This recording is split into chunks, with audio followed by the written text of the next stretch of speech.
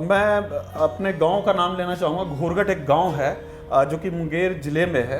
मैं वहीं से बिलोंग करता हूँ। मेरी बचपन की स्कूलिंग वहीं से हुई। मैंने 10th तक की पढ़ाई और इवन 12th तक की पढ़ाई मैंने वहीं से। कला का जो मुझे प्यार था, कला से तो बचपन से ही प्यार रहा है और इसमें बहुत बड़ा योगदान है मेरे बाबूजी का कि उस ज़माने में जो कि मैं एक छोटे से गांव से बिलोंग करता हूँ, बाबूजी शहर में नौकरी करते थे, तो वो ढूंढ कर लाते थे हमारे लिए कि ये पेंट। मैं पेंट कभी देखा नहीं था कि ये ब्रश और पेंट क्या होता है। हम लोग तो शुरू में एक लकड़ी के अंदर वो रुई लपेट के ही हमने देखा था, उसी से सारी कलाकारी होती थी। अच्छा, स्टार्टअप कहाँ किया, कैसे किया, किस तरीके से शुरुआत हुई इसकी? हमारे साथ सबसे बड़ी चुनौती थी कि फाइनेंस की बहुत बड़ी चुनौती थी। मेरी फैमिली है, मेरी वाइफ है जिनको कैंसर हो गया, तो एक चुनौती वो भी था मेरे लिए कि एक कैंसर से लड़ना और साथ साथ एक अपनी कंपनी को लेकर आगे बढ़ना। साथ साथ बहुत सारी चुनौती आई, लेकिन कहते हैं ना कि चुनौती से लड़ने वाला लोग ही सफलता की ओर बढ़ता है। और मेरे बाबूजी अक्सर मुझे बोलते हैं कि युद्ध, जुआ और व्यापार, लगे रहोगे तो होगे पार। तो बड़ी कथनी है अच्छी, लेकिन उसके ऊपर करना बहुत मुश्किल है। ये एक पासपोर्ट हम कैरी करते हैं, इसके अंदर देखिए फंक्शन देखिए, इसके अंदर कॉइन रख सकते हैं, काफ़ी ये है। इसके अंदर पासपोर्ट आप रख सकते हैं, आईडी प्रूफ रख सकते हैं, कार्ड्स रख सकते हैं। तो इसके अंदर जितना फंक्शन हो सकता है, एक छोटे से इस वॉलेट में बहुत कुछ समा सकता है। आपकी पूरी मतलब हर सर्टिफिकेट, हर डॉक्यूमेंट आपका समा सकता है। नमस्कार, मैं हूं देवांशु। एक बिहारी सब पे बिहारी। जब बिहारी कुछ चाह लेता है ना, तो उसे अंजाम तक पहुंचा कर ही रहता है। ऐसा हम इसलिए कह रहे हैं। सबसे पहले जो तस्वीरें देखिए, जो हमारे डेस्क पे रखे हुए, एक से बढ़कर एक नायाब चीज़ें जो कि पुरानी जीन्स से बनाया हुआ है। वो जीन्स जिसे हम फेंक देते हैं घर के बाहर, जिसे इस्तेमाल में नहीं लाते हैं। और बिहार के एक शख्स जिनका नाम है सिद्धांत कुमार ने इनका इस तरीके से बखूबी से इस्तेमाल किया कि आज ये करीब 50 लोगों को स्वरोजगार दे रहे हैं। 50 लोग इनसे जुड़े हुए हैं और उनको रोज़गार देते हैं। और एक से बढ़कर एक चीज़ें, डेकोरेटिव आइटम्स ये बना रहे हैं। और तस्वीरें देखिए किस तरीके की खूबसूरत। जो जीन्स हम अमूमन फेंक देते हैं, पुरानी जीन्स कहा जाता है, और आज इनके पास एक से बढ़कर एक कलेक्शन है। दिल्ली में इनका बड़ा कारोबार है। 6 साल पहले इसकी इन्होंने शुरुआत की थी। तब शायद इन्हें भी नहीं पता होगा कि इनका जो बिज़नेस आइडिया है इतना बड़ा हो जाएगा कि मॉल में एक शोरूम है इनका। आज हम स्वागत करेंगे बिहार के रहने वाले सिद्धांत कुमार के पास, जिन्होंने पुरानी जीन्स से इतना लाजवाब कलेक्शन बनाया। तो सबसे पहले स्वागत है। और कहाँ से माइंड में आया आपके कि ये करना है मुझे? जी नमस्कार दिवांशु जी, बहुत बहुत शुक्रिया कि आपने अपने चैनल पे हमें अपने काम को दिखाने का एक मौका दिया। क्योंकि ये बिहार का एक बहुत ही फेमस चैनल है, न्यूज़ फॉर नेशन। तो बहुत बहुत शुक्रिया आपका सबसे पहले। और जो ये आइडिया है, जब हम किसी आइडिया की बात करते हैं तो कहीं ना कहीं एक दिमाग के अंदर कोई भी चीज़ उपज होती है तो एक प्रॉब्लम से उपज होती है। हमारे घर के अंदर भी एक ऐसी प्रॉब्लम थी कि घर की दीवार मुझे ऑड लग रही थी कि दीवार जो है काफ़ी पुरानी थी। तो मुझे ऐसा लगा कि उस दीवार को क्यों ना कुछ एक नया चेंज लाया जाए दीवार के अंदर। तो हमारे पास कुछ पुरानी जीन्स थी, तो हमने जीन्स से पूरे दीवार को डेकोर किया। उसके बाद धीरे धीरे हमने उस दीवार को डेकोर करने के क्रम में हमने कुछ पुराने बॉटल्स बनाए, पुराने बॉटल को डेनिम से बनाया, हेलमेट्स बनाए, घड़ियाँ बनाई, कुछ चाय की केटल बनाई, लालटेन बनाया। तो ये सब चीज़ें जब हमने बनाई तो दीवार पे हमने डेकोर भी किया। उसके बाद लोग आने शुरू हुए हमारे यहाँ। जो भी लोग आते थे, जो भी गेस्ट आते थे, जो भी फ्रेंड्स आते थे, तो वो लोग हमेशा इस काम को सराहते थे। और हमें लगा कि क्यों ना इस आइडिया को एक मार्केट के अंदर लाया जाए, लोगों तक इनकी रीच बनाई जाए। तो धीरे धीरे हमने प्रयास किया इस प्रोडक्ट को लोगों तक पहुंचाने की। लोगों ने काफ़ी सराहा और आज भी लोग अप्रिसिएट कर रहे हैं चीज़ों को। तो आज आप देख रहे हैं हमारे पास कि इतने रेंज में हम लोग काम कर रहे हैं। तो कौन कौन सी वैरायटी है, कौन कौन सी प्रोडक्ट्स आप बेचते हैं और रेंज क्या होती है? क्योंकि रेंज काफ़ी मायने रखता है इंडियंस के लिए। जी बिल्कुल। देखिए, जो प्राइस रेंज की जब हम बात करते हैं तो नॉर्मल क्या होता है, जब हम कोई मशीन से बनी हुई या मोल्डिंग मशीन या प्लास्टिक की चीज़ें हो गई, जो मशीन मेड प्रोडक्ट होती है, उसके बनिस्पत जो हैंड क्राफ्टेड जो चीज़ें होती है वो थोड़ी सी महंगी हो जाती है। हाँ। तो इसको लोगों को एक्सेप्ट करने में थोड़ा सा वक्त लग रहा है कि जो हमारा नॉर्मल, जैसे आप ये समझ लें कि आज प्लास्टिक की चप्पल हम यूज़ करते हैं, वो अगर 100, 200, 250, 300 रुपए तक जाती है, तो हमारा हैंडीक्राफ्ट की जो चप्पलें हैं वो चप्पल हम 500 रुपए तक लेके आते हैं, क्योंकि एक चप्पल को बनने में पूरा एक दिन का वक्त लगता है। और ये समझ सकते हैं कि अगर ये चप्पल बना है तो अगर कोई कलाकार, कोई लेबर अगर काम कर रही है इस चप्पल के ऊपर, तो समझ सकते हैं कि उसकी कितनी कॉस्ट आनी चाहिए। इसके अंदर मटेरियल भी है, बहुत कुछ होता है सिस्टम में जब बनता है चीज़। तो हमारी प्राइस रेंज जो है हमारा 100 रुपये से स्टार्ट होता है, और मैक्सिमम आप जितने रेंज तक लेके जाएं, अगर हम कहें सोफ़े की बात करें तो हम लोग 15,000 पर सीट सोफ़ा बनाते हैं, और हमारा 45,000 तक जाता है 3 सीटर पे की अगर हम बात करें। कितने लोग आपके साथ जुड़े हुए हैं जो इस हैंडीक्राफ्ट? अभी तो 30 से 40 लोग काम कर रहे हैं। इसके बाद भी और बाहर भी लोग काम करते हैं। जैसे इन हाउस जो हमारे पास 30 से 40 लोग अभी काम कर रहे हैं, जो कि इन छोटे प्रोडक्ट्स पे काम करते हैं। इसके अलावा हमारा डेनिम, जो पुरानी जींस से हम लोग इंटीरियर का भी काम अभी हमने स्टार्ट किया, तो उसमें भी 10-12 लोग उसके अंदर काम कर रहे हैं। तो पूरी टीम है, 40-50 लोग हो जाते हैं। कई बार हम लोगों को और भी जोड़ते हैं कुटीर उद्योग के माध्यम से। तो कह सकते हैं कि हमारे पास एम्प्लॉयमेंट तो है ही 30 से 40-50 लोगों की, लेकिन साथ साथ हम आसपास के घरों के अंदर भी रोजगार देते हैं। एक फैमिली के अंदर अगर 3 लोग भी काम कर रहे हैं तो कह सकते हैं कि 10 से 12 लोग रेगुलर हमारे महीने में 1-2 बार तो हम लोग उनको रोजगार देते हैं। मतलब कि कोई घर से भी इस काम को जारी कर सकता है। मान लीजिए उसने ये प्रोडक्ट बना लिया, आपको वो दे दिया और उसे आप पैसा देते हैं, ये कॉन्सेप्ट है आपका? बिल्कुल बिल्कुल, हाँ। ऐसा कंसेप्ट है, क्योंकि जब ऑर्डर की बात करते हैं, जब हमारे पास बल्क में ऑर्डर्स आते हैं, जैसे हम यूएसए से हमारे पास कई बार ऑर्डर आते हैं या ऑस्ट्रेलिया से ऑर्डर आते हैं, तो वैसी स्थिति में उनका बल्क ऑर्डर होते हैं। तो हमारे पास सक्षम, हमारी कंपनी 40 से 50 की टीम तो होती है, लेकिन उसकी जो छोटी छोटी चीज़ें होती है, अगर मान लीजिए कि हम एक वॉलेट की ही बात करें, तो वॉलेट के अंदर बहुत सारी चीज़ें हैं। अगर वॉलेट की हम बात करें तो इसकी अगर कटिंग होती है, इस कपड़े की कटिंग होती है, तो हम 2-4 घरों में इसकी कटिंग के लिए भेज दिया। इसके ऊपर जो हमने सामान लगाया, जो लेदर लगाई, इसकी कटिंग के लिए कहीं और भेज दिया। तो ऐसी चीज़ें हम जोड़ के आसपास से जोड़ते हैं, और इसको असेंबल करने का काम हम अपने फैक्ट्री के अंदर करते हैं। मतलब कि पार्ट्स जो है कहीं और बनते हैं और आप असेंबल करते हैं। जी एग्जैक्टली। ये एक अच्छा कॉन्सेप्ट है कि जिनके पास हुनर है, जो कुछ बना सकते हैं पुराने, जिनसे वो अपने घर में बनाएं और ये उन्हें खरीदते हैं या ये आपको ऑर्डर भी देते हैं। एक स्वरोजगार की दिशा में सिद्धांत कुमार बड़ा काम कर रहे हैं। हमको लगता है कि 50 से ज़्यादा भी लोग जुड़ जाते हैं। जुड़ जाते हैं, बिल्कुल। हाँ। अब यूँ समझ लीजिए कि जब ये लॉकडाउन का वक्त था तो 25 घरों में अगर हमने रोजगार दिया, तो उनके घर में लॉकडाउन के समय ऐसा था कि लोग बिल्कुल बैठे थे, ऐसे कि लोग के पास काम नहीं था। तो 25 घर में आप समझ सकते हो कि अगर 3-4 बंदे भी अगर घर के अंदर काम कर रहे हैं तो बहुत सारे लोग हो जाते हैं ऐसे में। तो कई लोग जुड़ते हैं, काम इसी तरीके से चलता है, धीरे धीरे लोग को जोड़ भी रहे हैं। बिहार से कहाँ के रहने वाले हैं? पढ़ाई कहाँ की आपने? मैं अपने गांव का नाम लेना चाहूँगा। घोरगट एक गांव है जो कि मुंगेर ज़िले में है। मैं वहीं से बिलोंग करता हूँ। मेरी बचपन की स्कूलिंग वहीं से हुई। मैंने 10th तक की पढ़ाई, इवन 12th तक की पढ़ाई मैंने वहीं से की।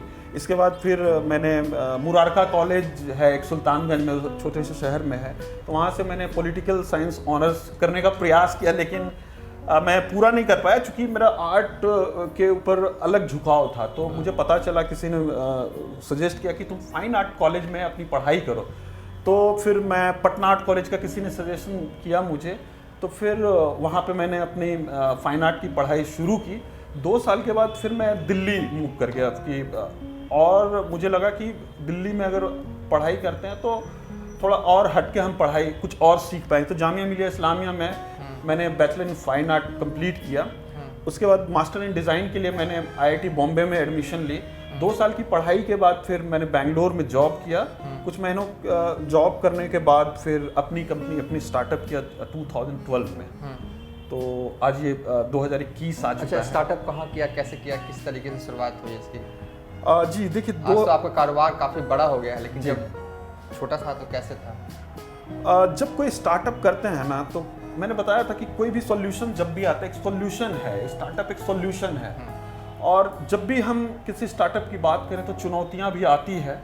हमारे साथ सबसे बड़ी चुनौती थी कि फाइनेंस की बहुत बड़ी चुनौती थी। उसके बाद थी कि टीम में कौन लोग काम कर सकते हैं हमारे साथ। हमने बहुत लोगों को अप्रोच किया, तो हमारे साथ में बहुत लोग जुड़े भी। मैं नाम भी लेना चाहूँगा कि अपने दोस्त का, जो कि हम लोग एक साथ स्कूल में पढ़े, अलग अलग कॉलेज में गए, तो इनको अप्रोच किया। राकेश जी हैं, रुपेश जी हैं, इन लोगों ने जब हमारी कंपनी स्टार्टअप हुई तो ये लोग भी साथ ही, हम लोग सब काम कर रहे थे शुरू में। तो टीम बनी, धीरे धीरे काम बढ़ा, फिर एक्सपीरियंस आए। फिर कुछ वक्त के बाद कंपनी बिल्कुल ड्रॉप हो गई हमारी। चुनौती बहुत ज़्यादा आई कि कंपनी एकदम ज़ीरो लेवल पे आ गई, कंपनी एकदम ख़त्म हो गई, बिखर गई, टीम बिखर गई, सब लोग अलग हो गए। तब सबसे बड़ी चुनौती थी हमारे लिए। स्टार्टअप की कहानी ही ऐसी होती है, शुरुआत में छोटे से होती है, फिर बड़ा हो जाता है, फिर असफलता की कहानी भी स्टार्टअप से जुड़ती है। आपकी भी कहानी कमोवेश यही लग रही है। जी, और कह सकते हैं कि जब बिखरी टीम, तो उस समय और बड़ी चुनौती हो गई कि मेरी फैमिली है, मेरी वाइफ है जिनको कैंसर हो गया। तो एक चुनौती वो भी था मेरे लिए कि एक कैंसर से लड़ना और साथ साथ एक अपनी कंपनी को लेकर आगे बढ़ना। साथ साथ बहुत सारी चुनौती आई, लेकिन कहते हैं ना कि चुनौती से लड़ने वाला लोग ही सफलता की ओर बढ़ता है।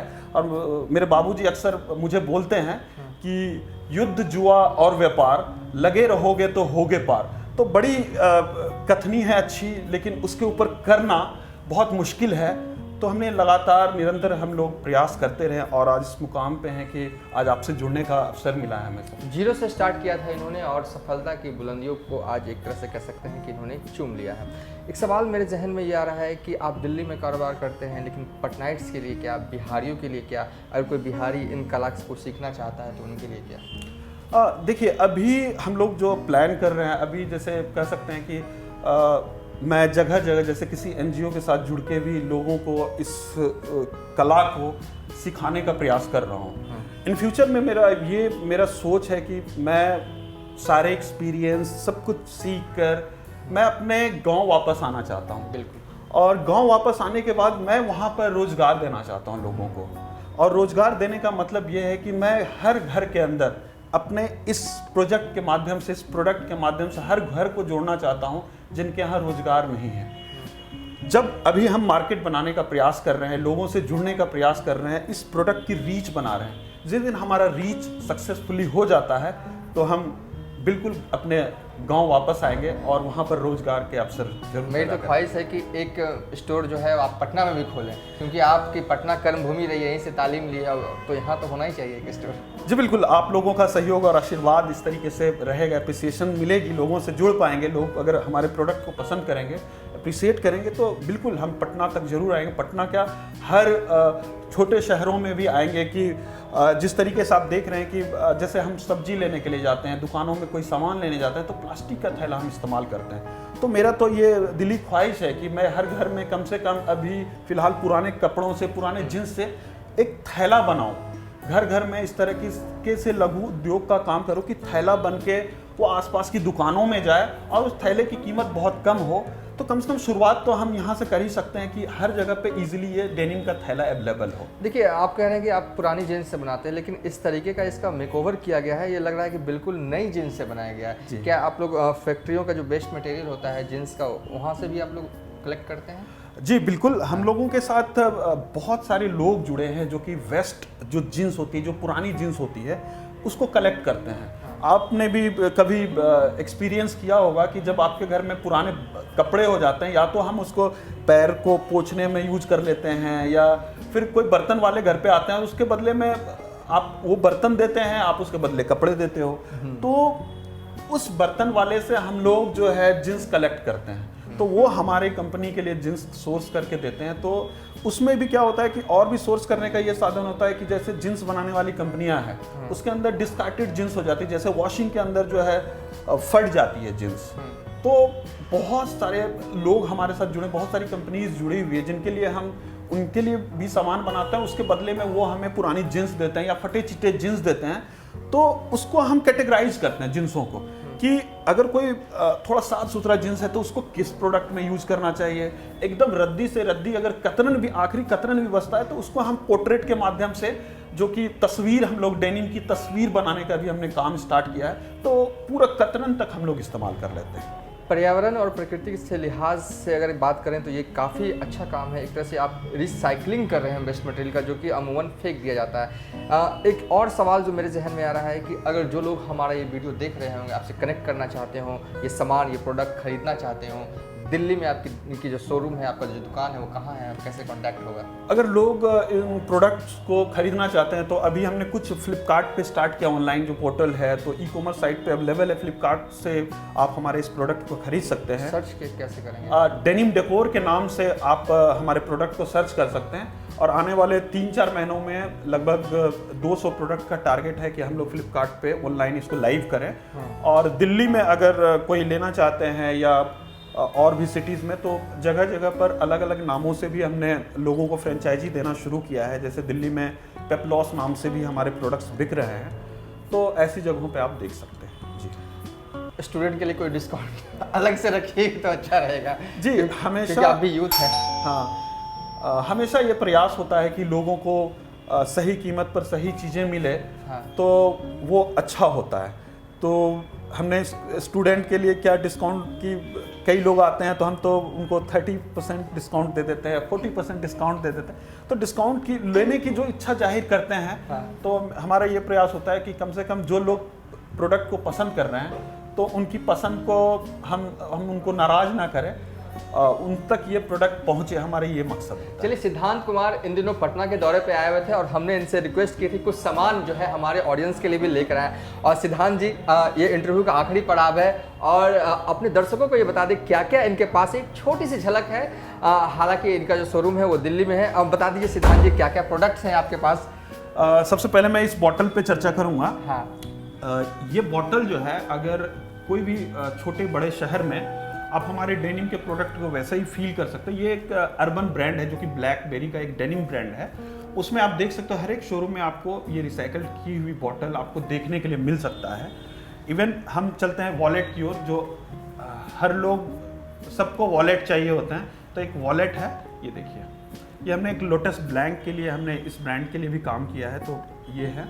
बाकी ये एक पासपोर्ट हम कैरी करते हैं। इसके अंदर देखिए फंक्शन, देखिए इसके अंदर कॉइन रख सकते हैं, काफ़ी ये है। इसके अंदर पासपोर्ट आप रख सकते हैं, आईडी प्रूफ रख सकते हैं, कार्ड्स रख सकते हैं। तो इसके अंदर जितना फंक्शन हो, एक छोटे से इस वॉलेट में बहुत कुछ समा सकता है। आपकी पूरी मतलब हर सर्टिफिकेट, हर डॉक्यूमेंट आपका समा सकता है। ये बैग है छोटे बच्चों के लिए, जो 12-13 साल की बच्चियाँ बहुत पसंद करती है। ये चप्पल है। ये चप्पल जो कि ये हमने अपने फैक्ट्री में नहीं बनाया है, ये राजस्थान में हम रिसर्च के दौरान जो है इन चप्पलों को हमने डेवलप किया, और वहीं जब भी इसका ऑर्डर आता है तो हम इसको राजस्थान में इसको प्रोडक्शन करते हैं। ये है, ये बैग है। ये इंडिया से बाहर भी लोग, ये जिम बैग है, इसको इंडिया से बाहर काफ़ी लोग पसंद कर रहे हैं। ये देखिए,